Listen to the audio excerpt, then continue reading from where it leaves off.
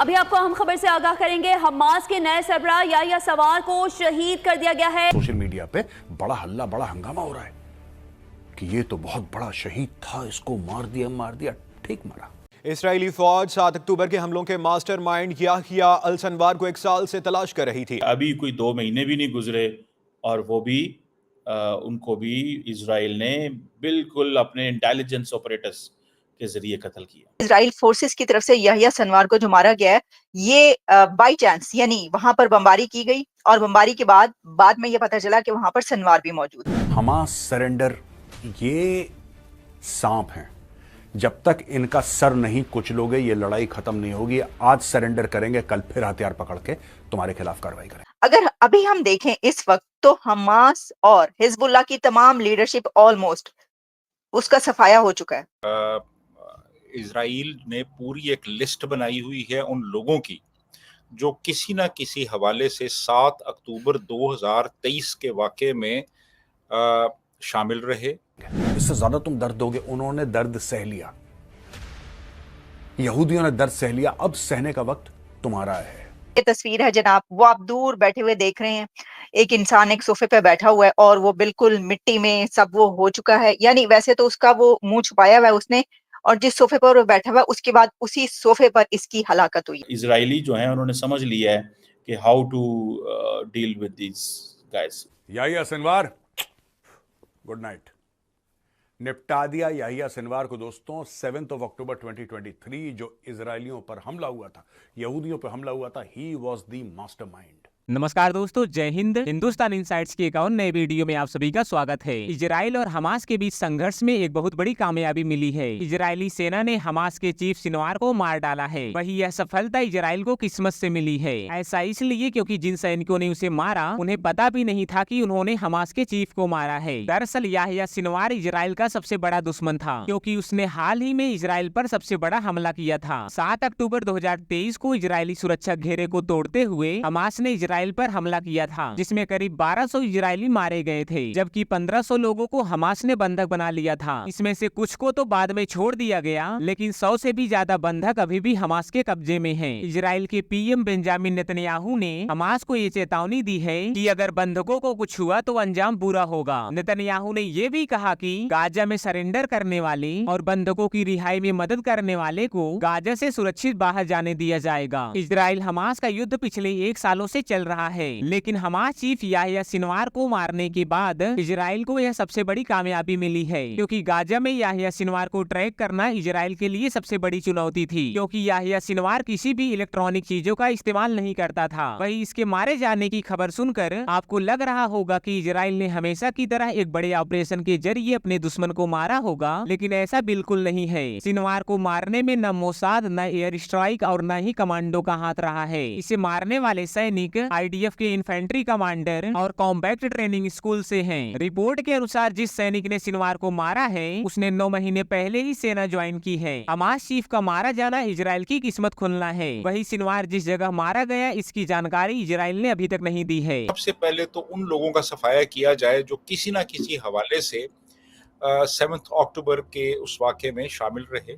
तो इनकी जो इंटेलिजेंस है इजराइल की, वो अनमैच्ड है दुनिया में, it's unmatched.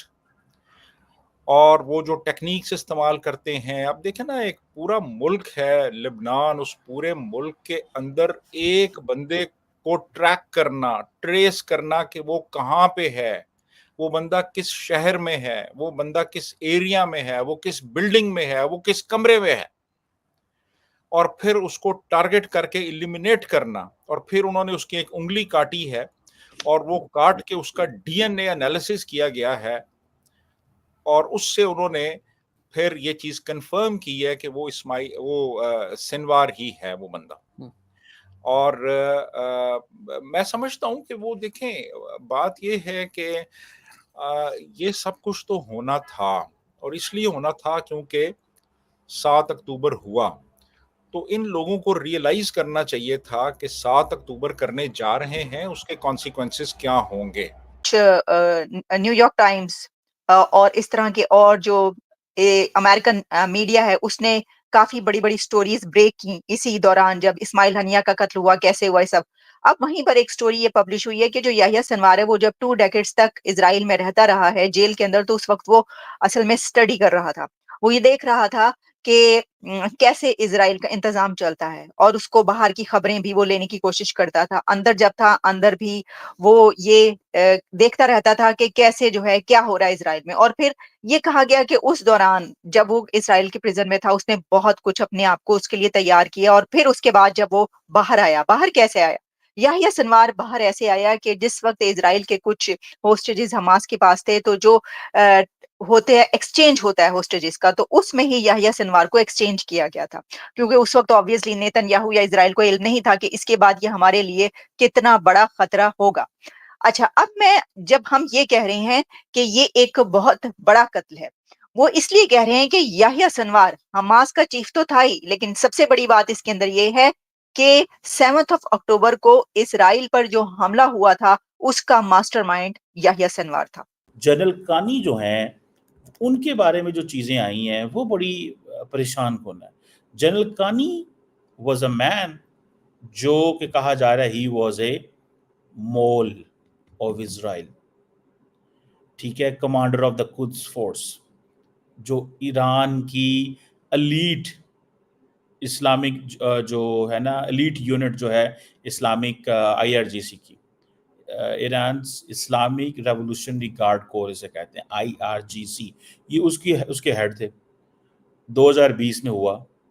General Qasim Sulemani की जब असैसिनेशन हुई ड्रोन स्ट्राइक के ज़रिए, तो उस वक़्त कानी को जो है इसका मिलिट्री बैकग्राउंड जो है वो बनाया गया। सुना है ईरान इराक वॉर में भी थे। अब ईरान जो है, अब कासिम सुलेमानी इम्पोर्टेंट बंदा था, अमेरिकन्स ने मार दिया उसको। अब सुनने में आया कि जो कानी है, जनरल कानी, उसका पता नहीं चल रहा वो कहाँ है। सुनने में ये आ रहा है कि वो जहाँ जाते थे, वहाँ पे या कोई हमला हो जाता था या हमला नहीं होता था। फॉर एग्ज़ाम्पल जो हसन नसरुल्लाह हैं, उनके बारे में कहा जाता है कि वो हसन नसरुल्लाह उन्हीं को मिलने, जनरल कानी जो हैं और हसन नसरुल्लाह जिस कंपाउंड में मारे गए, वो बेसिकली जनरल कानी को मिलने आए थे वहाँ पे, and then he got killed by this strike. तो अब देखें ना, वो गजा सारा तबाह हो गया, यानी 19 लाख लोग बेघर हो गए, 30,000 से ज्यादा जो हलाकतें हुई, और अब लिबनान भी तबाह हो रहा है।